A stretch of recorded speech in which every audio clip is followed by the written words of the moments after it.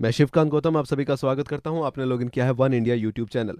पाकिस्तान के मुद्दे को लेकर जब भी कोई बात होती है तो हम भावुक हो जाते हैं। 5 के बदले 25 सर, जब सत्ता में नहीं थे तो बोला गया था। टॉक एंड टेरर एक साथ नहीं चल सकता, जब सत्ता में नहीं तो बोला गया था। लेकिन जैसे सत्ता में आते हैं तो सब पॉसिबल क्यों लगता है? क्यों मोदी साहब यहां पर आके फिर से भटके हुए से नजर आ रहे हैं? क्या भारत की रणनीति पाकिस्तान को लेकर स्पष्ट नहीं है? क्यों बार बार हम खंजर खा रहे हैं पीठ में? क्या पाकिस्तान में नवाज से बात की जाए या राहिल से बात की जाए?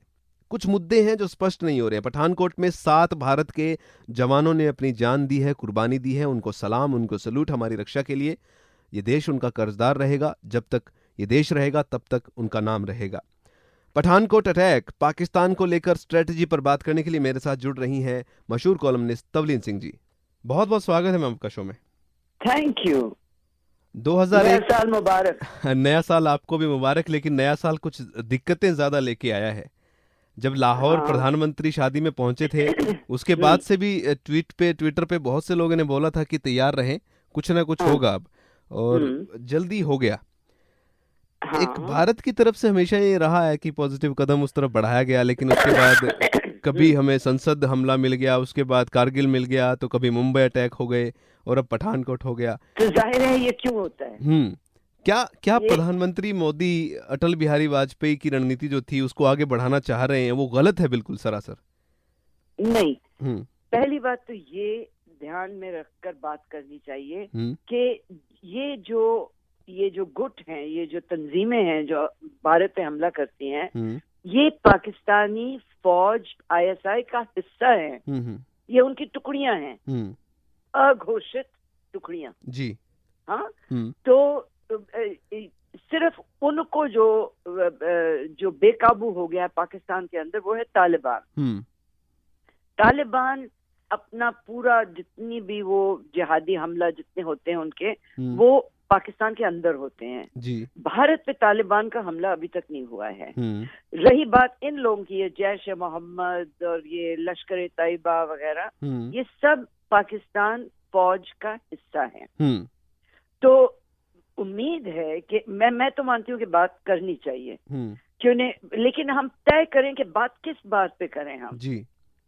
कश्मीर पे हमको कोई जरूरत नहीं है बात करने की, जब तक ये नहीं, बल्कि कभी नहीं करनी चाहिए। कश्मीर हमारा अंदरूनी मसला है और पाकिस्तान को कोई जरूरत नहीं है इसमें दखल देने की, क्योंकि एक तो अगर वहां पे अगर वो रायशुमारी करते हैं ना कश्मीर घाटी में, मेरा मानना है कि ये लोग आजादी के लिए बेशक, और आजादी भी थोड़ी बहुत, यानी कि अपनी वो जो बजट है वो खुद चलाएं, अपना थोड़ा सा ज्यादा वो अपने हाथ में ले लें प्रशासन को, उससे ज्यादा नहीं है।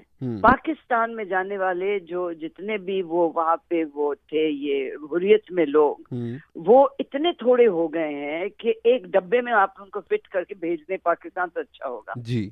हाँ जी। तो अगर हम बात करते हैं, और मैं मानती हूँ कि बात करनी चाहिए, तो हमको ये कहना चाहिए कि जी आप हमको बताएं कि आपसे बात करने का मतलब क्या है। हाँ, अगर इस तरह की बातें होती रहती हैं जिन पे आपका कोई काबू नहीं है, यानी जो चुनी हुई सरकार है उसका, तो किससे की जाए? शरीफ से की जाए या राहिल शरीफ से की जाए?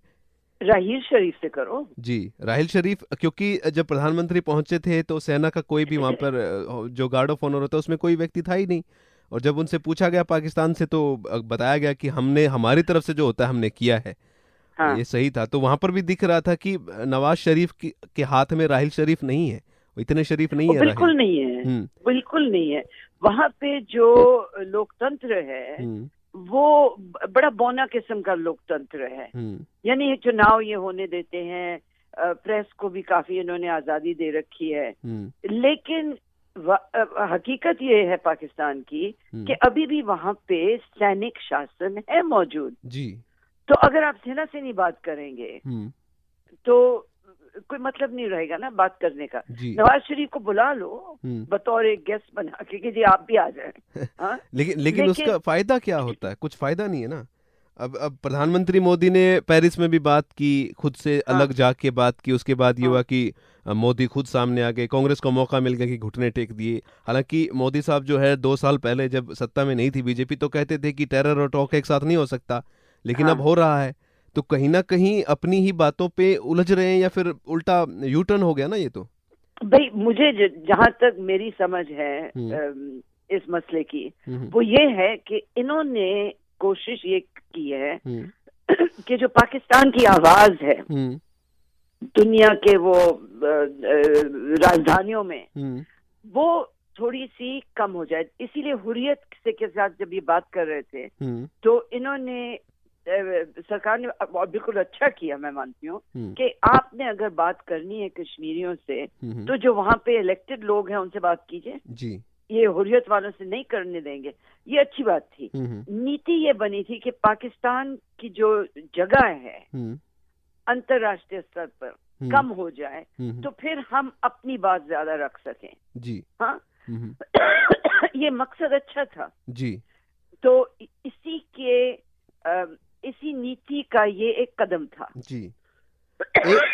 जी मेरे ख्याल में सॉरी बुरा हाल है, मैं जरा कॉफी का एक घूंट पी लूं जी। दिल्ली की सर्दी है, आप मुंबई थे, आराम से अब आए हैं तो। कोई सर्दी नहीं है, ये खांसी मैं बॉम्बे से लेके आई। अच्छा फिर ठीक है, नहीं तो फिर केजरीवाल साहब पे इल्जाम लग जाता है इस पे भी। हाँ मफलर भी नहीं है मेरे पास। हाँ तो ये जो मैं टीवी पे सुन रही हूँ कि जी इनकी कोई नीति नहीं है, ये कभी गिर रहे हैं, कभी उधर, कभी ये मोड़ ले रहे हैं, कभी वो, ऐसा नहीं है, ऐसा मुझे नहीं लगता है। नीति इनकी स्पष्ट है जी, लेकिन ये रणनीति स्पष्ट नहीं है। नीति स्पष्ट मान ली है, जैसे सुषमा जी ने कहा था कि 1 सर काटेंगे तो हम 25 काटेंगे, 5 का बदला 25 से लेंगे। या तो उस वक्त पे वो बातें नहीं होनी चाहिए थी, सोच समझ के हमें ये देखना चाहिए था कि जब हम सत्ता में आएंगे तो हम ये करेंगे।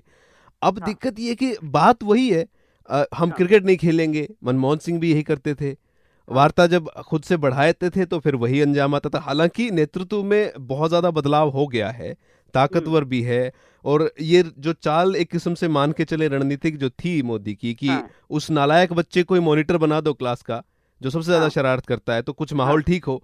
लेकिन दिक्कत ये है कि नवाज शरीफ शरारती तो है, लेकिन उनसे शरारती बच्चा जो है उसको मॉनिटर नहीं बना पा रहे हैं हम। तो ये दिक्कत किस तरीके से सॉर्ट आउट होगी? लग नहीं रहा कि ये दिक्कत कभी हल हो सकती, या तो सत्ता पलट हो जाए, नवाज शरीफ को 2-3 बार बुलाया जाए। एक तो प्राइम मिनिस्टर को देश को संबोधित करना बहुत जरूरी है। हाँ मुझे लगता है कि अगर मोदी के नेतृत्व पे सवाल उठाए जा रहे हैं वो इसलिए कि वो बाहर जाके बड़ी अच्छी अच्छी बातें करते हैं, देश के अंदर नहीं करते जी। तो एक तो देश को जरा बताएं कि ये हमारी नीति थी, हमने बढ़ाया था दोस्ती का हाथ, हम चाहते हैं कि अमन शांति हो। हाँ हम चाहते हैं कि समृद्धि पाकिस्तान में भी आए, लेकिन हम कैसे ये समृद्धि यानी कि ये दोस्ती आगे कैसे बढ़ेगी अगर इस तरह की घटनाएं होती रहेंगी। दूसरी बात जो मुझे बुरा लगता है, जब ये फौरन कह देते हैं हमला होते ही कि जी हमको पता लग गया है कि ये पाकिस्तानी थे। पहले आप जांच तो करो और थोड़ी जिम्मेवारी दिखाकर वो बयान दो। ये जो गृह मंत्री ने बयान दे दिया कि जी अब हो गया है सारा कुछ काबू में, और आज अभी तक चल रहा है। ये बहुत बड़ी किरकिरी थी उस शाम को ही जब नरेंद्र मोदी ने ट्वीट कर दिया कि सब खत्म, सब जो है आर्मी को सैल्यूट कर दिया। हमारे 3 जवान फिर उसके बाद फिर से शहीद हो गए हैं, दोबारा 4 थे उस दिन, 3 और हुए हैं। तो कुल मिलाकर अभी तक भी चल ही रहा है हमला, तीसरा दिन आज हो गया है और हमला चल रहा है।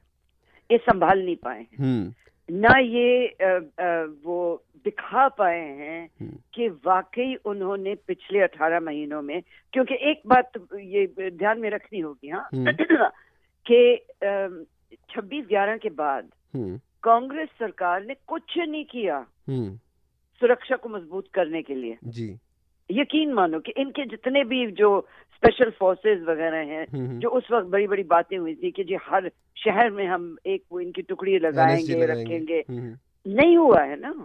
और उस वक्त इन्होंने कहा था कि NIA के जरिए हर पुलिस थाने में हम वो कंप्यूटराइज कर देंगे। लेकिन मैम अब तो दोष हम कांग्रेस को नहीं देंगे, कम से कम सिक्योरिटी नहीं दे सकते, वही तो मैं बोल रही हूँ। 18 महीने हो गए सरकार को, पिछले 18 महीने में। अब बताओ कि आपने क्या किया है, बताओ कि क्या किया है जी। अब गृह मंत्री साहब ने खुद बोला कि हमने एनएसजी एक दिन पहले भेज दी थी, उसके बावजूद भी आपके एयरफोर्स स्टेशन जो सबसे बड़ा है पठानकोट, वहां पर बहुत ज्यादा वैल्यू रखता है रणनीतिक और अगर युद्ध के मामले में तो जी, उसके अंदर ऑलरेडी घुस चुके थे। और खबर ये है कि 2 टेररिस्ट जो हैं, जो एसपी की गाड़ी लूटी गई थी उससे पहले ही अंदर चले गए थे। अच्छा, जब ये एसपी की गाड़ी लूटी थी उसके बाद नहीं कुछ इनको करना चाहिए था? उसके बाद इन्होंने बाजार बंद करवाए हैं, लेकिन फिर भी सुरक्षा जो है एयरबेस की फिर भी टाइट नहीं हुई, वहां पे गाड़ी घुसी है। जहाँ पे उनको जब पहले से जो हमारा अनुभव रहा है इन इस तरह के हमलों का, वो हमेशा किसी पुलिस थाने पे करते हैं या सुरक्षा बलों पे करते हैं। हाँ जी। तो बाजारों को बंद करके क्या करना है? पहले तो आप वहां पे सुरक्षा बढ़ाएं जहाँ पे हमले का अंदेशा हो। जी नहीं जी, ये मुझे तो लगता है कि बड़ी एमेचर किस्म की इनकी हैंडलिंग रही है, माफ करना। ये पूरा मसला जो था एक किस्म से, अगर जो लोग थे ज्यादा बाजार बंद करवा के, ये भी था कि कहीं मुंबई ना रिपीट हो जाए, और एक किस्म से बोल रहे हैं कि कंट्रोल भी हुआ है, लेकिन साथ जो बहुमूल्य जाने गई हैं आर्मी ऑफिसर्स की, एयरफोर्स की और एनएसजी के जो कर्नल गए हैं, वो बहुत बड़ा एक नुकसान है। कामयाबी मिली है आतंक को, क्योंकि वो तो मरने ही आए थे, 6 लोग या 8 लोग जो भी हैं, अभी पता नहीं है अभी भी। मेन जो बात यहाँ पर है कि अभी बोला गया 72 घंटे पाकिस्तान को दिए गए हैं। क्या नवाज शरीफ के हाथ में है ये 72 घंटे जैश ए मोहम्मद पे बैन लगाने के लिए, या हाफिज सईद को कुछ? नहीं जी, और बैन लगाने का कोई मतलब नहीं है, वो तो हमने देख रखा है। जमाते दावा क्या है? लश्कर तैयबा है। लश्कर तैयबा का जो है नाम बदल के जमातुल दावा किया था। तो जैश ए मोहम्मद को अगर नवाज शरीफ, एक तो नवाज शरीफ की हिम्मत कहाँ होगी बैन करने की, जब ये टुकड़ियां हैं पाकिस्तानी सेना की। हाँ, वो नवाज शरीफ जब यहाँ पे आए थे मोदी के वो उसमें शपथ ग्रहण में, उसके बाद राहील शरीफ ने, या उस वक्त जो जनरल था, शायद कोई और था उस वक्त, उसने बिल्कुल ही साफ कर दिया, स्पष्ट शब्दों में कह दिया कि जी ये आपके लिए नहीं है, विदेश नीति हमारे हाथ में है। कयानी और खास कयानी, हाँ, और खास करके इंडिया। मैंने तो यहाँ तक सुना है कि अभी जो राहील शरीफ गए थे वॉशिंगटन, और वहां पे शायद अमेरिकनों ने इनको कहा था कि भाई कुछ कोशिश करो अमन शांति लाने की इंडिया के साथ। तो ये मैंने पढ़ा है अखबारों में, मैं ये जानती नहीं हूँ कि ऐसा कहा कि नहीं, लेकिन अखबारों में जरूर छपा है कि राहील शरीफ ने कहा कि हम शांति नहीं ला सकते, क्योंकि इसका मतलब होगा कि हमने कश्मीर को गवा दिया है, हम कश्मीर को छोड़ गए हैं। ये भी कोई बात हुई? कश्मीर से आपका क्या मतलब है? ये नेहरू जी ने सब जानते, वो भी जानते हैं कि सीमाएं नहीं बदली जाएंगी। ये एक दूसरी बात है जो मैं थोड़ी सी मायूस हूँ इस सरकार की नीति से। अगर ये साफ कर दें कि हम बात करना चाहते हैं, लेकिन ये फलानी चीजें पे हम बिल्कुल बात करने को तैयार नहीं है।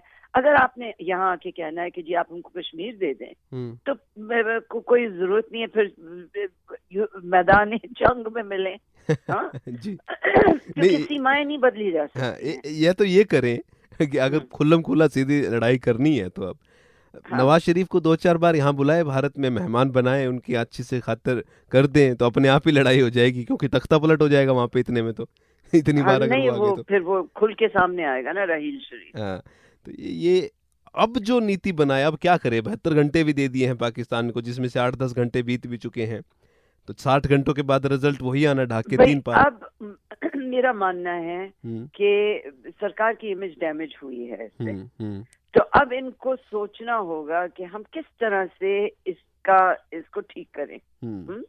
तो एक तो संबोधित करें देश को, देशवासियों को, और हमको बताएं कि जी आप क्या क्या कदम उठाने वाले हैं, और सुरक्षा के तौर पे आपने कौन से कदम उठाए हैं पिछले 18 महीनों में, और अब क्या होने वाला है। जी, तो कुल मिलाकर इस केस में एक चीज ये है कि प्रधानमंत्री नरेंद्र मोदी पाकिस्तान को लेकर रणनीति साफ करें, और सुरक्षा को लेकर देश को जो है संबोधित करके बताएं कि हम ये करने वाले हैं।